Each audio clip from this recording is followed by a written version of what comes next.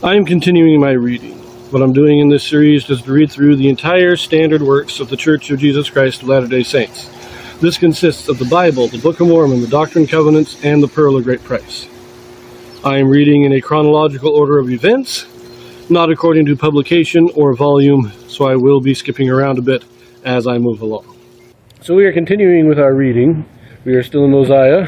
We've just begun, last chapter we read about King Benjamin turning the kingdom over to his son Mosiah and calling the people in for a great conference.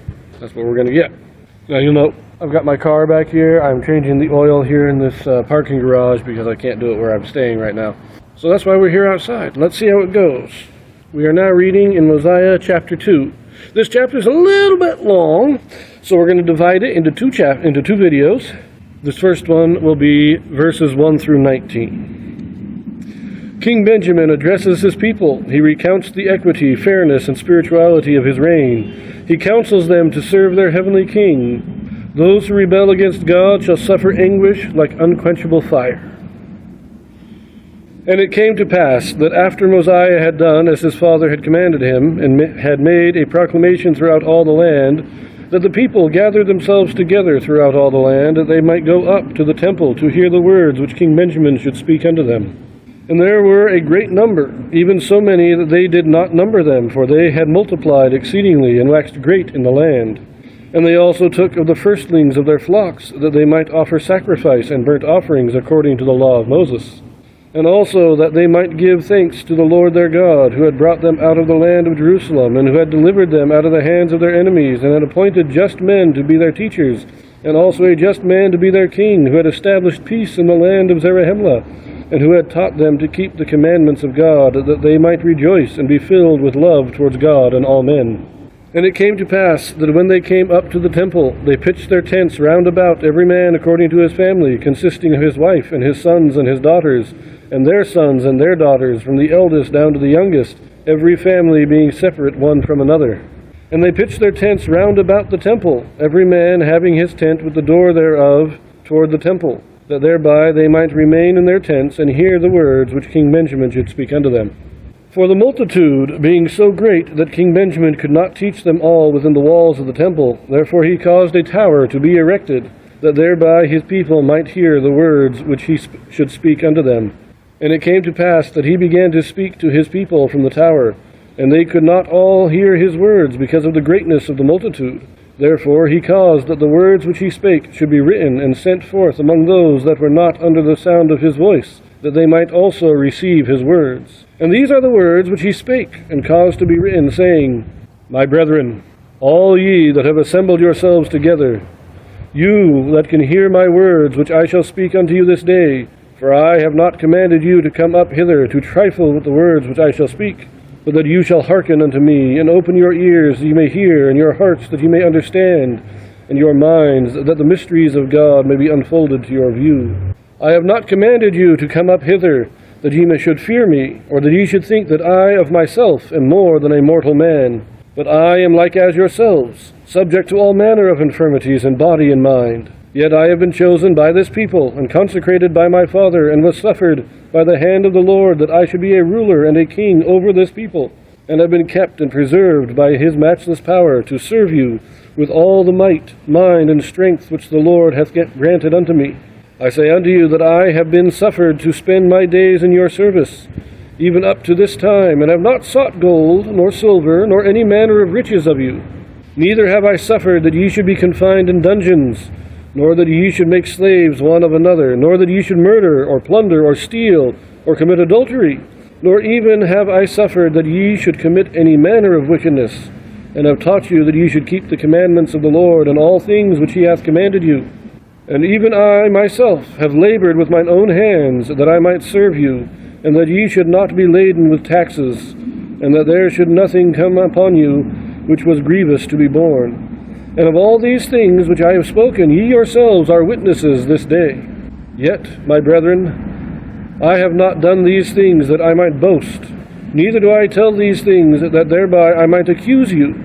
But I tell you these things, that ye may know that I can answer a clear conscience before God this day. Behold, I say unto you, that because I said unto you that I had spent my days in your service, I do not desire to boast, for I have only been in the service of my God. And behold, I tell you these things, that ye may learn wisdom, that ye may learn that when ye are in the service of your fellow beings, you are only in the service of your God. Behold, ye have called me your king, and if I, whom ye call your king, do labor to serve you, then ought not ye to labor to serve one another? And behold also, if I, whom ye call your king, who has spent his days in your service, and yet has been in the service of God, do merit any thanks from you, oh, how you ought to thank your heavenly King. So, this is the beginning of Benjamin's address to his people. Now, I like his thing. He lists out what he has done. This is what I have been doing.